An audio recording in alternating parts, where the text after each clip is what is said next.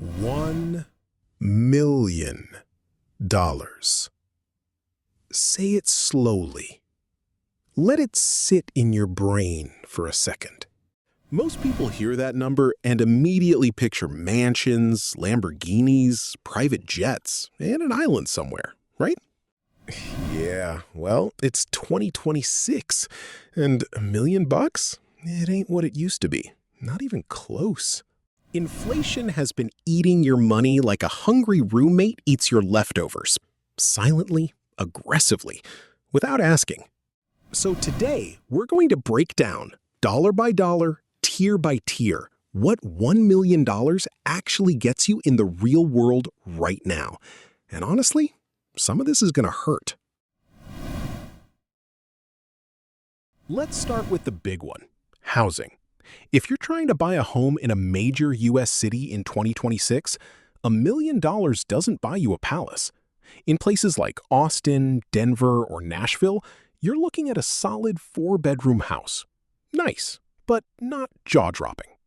Now, try that in New York, San Francisco, or Miami. You might get a 2-bedroom condo, maybe, if you're lucky. And parking, that'll cost you extra. The median home price in America has blown past $420,000, and in hot markets, double that. So housing alone can eat up anywhere from 40 to 100% of your million. Just like that. Poof. All right, so you've bought a house. Let's say you spent $500K. You've got $500,000 left. Time for a car. A brand new electric SUV in 2026 runs about $55,000 to $70,000. That's your Teslas, your Rivians, your Hyundai Ioniq lineup. Want something flashy? A Porsche Taycan or a Mercedes AMG? You're looking at $120 to $160K. And that Lamborghini you were dreaming about? Start at $250K. So yeah, you can have the whip, but it takes a serious bite. And don't forget insurance, registration, and maintenance. Owning a luxury car costs $10,000 to $15,000 a year just to keep running. Your million is shrinking fast. Education. If you want a 4-year degree at a top private university in 2026, you're looking at $60,000 a year. That's $240K for a bachelor's degree. Want to go to med school or law school after? Add another $200K easy. So if you bought a house, a decent car, and paid for college, you've already burned through about $800,000. You've got $200K left, and we haven't even talked about healthcare. The average American family spends about $24,000 a year on healthcare. That includes premiums, deductibles, and out-of-pocket stuff. One major surgery without great insurance? That could run $50,000 to $150,000 in one shot. Let's talk about just living. Groceries for one person? About $400 a month now. Eating out at a decent restaurant? A dinner for two easily runs $150 to $400, depending on where you are. That weekly Uber Eats habit? It adds up way faster than you think. Travel. A round-trip economy flight to Europe costs about $800. Business class? $4,000 to $6,000. A week at a luxury resort? $5,000 to $15,000. You could take 10 amazing international trips for about $80,000. Or one insane blowout trip and watch the money vanish. And fashion? A single designer outfit, shoes, jacket, pants, can run $3,000 to $10,000. Sneakerheads, you already know. A pair of limited Jordans or Yeezys at resale? $500 to $2,000 per pair. Your $1 million wardrobe dream gets expensive real quick. Here's the thing nobody wants to hear. Basic monthly expenses. Mortgage, car, food, insurance, utilities, subscriptions. That's easily $5,000 to $7,000 a month. That's $60,000 to $84,000 per year. Just to exist. Your million? It lasts about 12 to 15 years of normal life.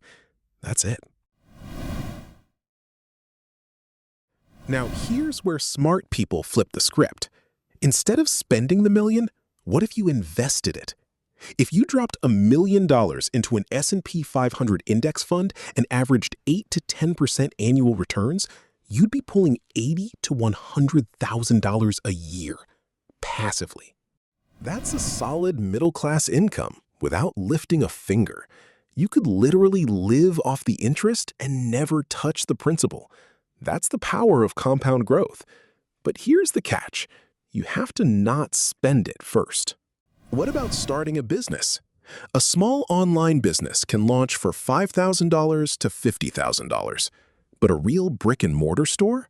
Rent, inventory, staff, permits? You're looking at $100,000 to $300,000 in year one.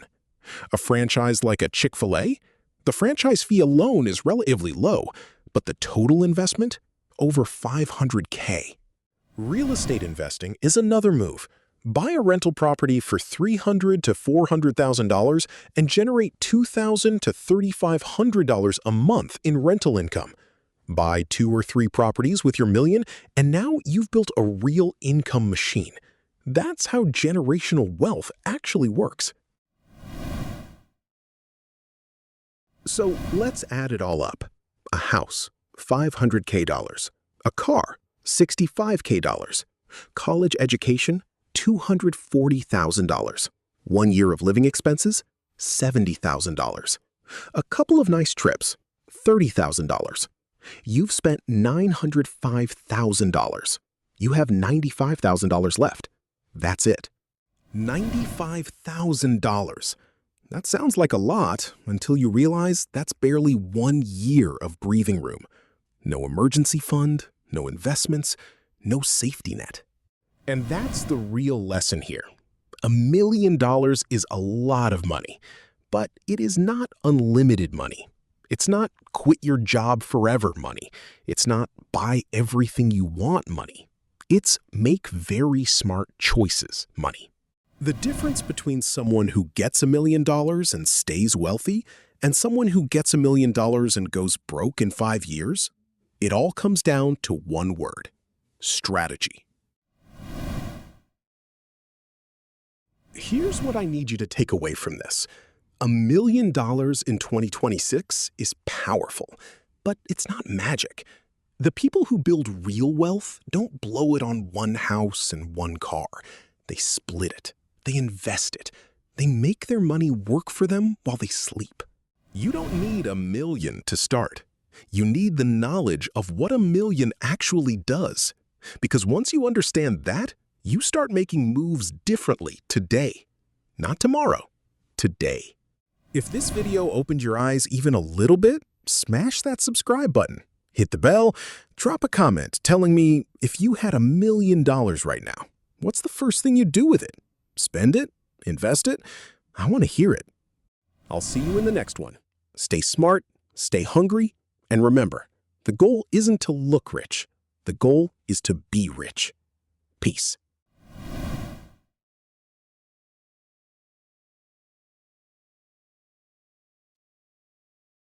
5, 4, 3, 2, 1.